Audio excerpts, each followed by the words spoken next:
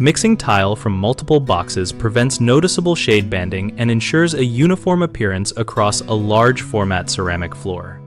Large format ceramic tiles often show subtle color and glaze variation between production lots, so start by opening all boxes and laying tiles out in a dry run across a portion of the floor to observe patterns and tones.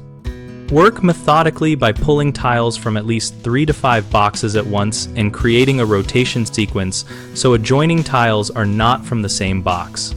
For large rooms, consider confirming color lot numbers with the supplier and ordering enough tiles from the same lot if you need strict uniformity.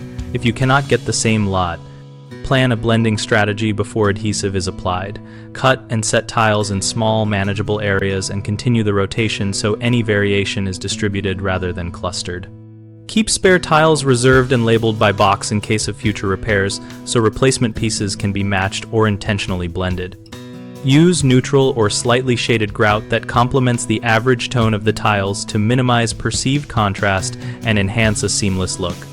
3 common issues are visible striping, where grouped tiles from the same box create bands, inconsistent sheen, where some tiles reflect light differently, and running out of the same color lot mid-job.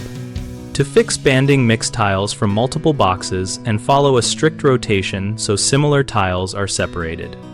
Address sheen differences by adjusting lighting when you are dry laying tiles and by choosing a grout and finish that reduces glare rather than by trying to alter the tile surface. If you run out of a lot, order extra when possible, and if that is not feasible, reserve and document remaining tiles so future repairs can be blended intentionally rather than randomly.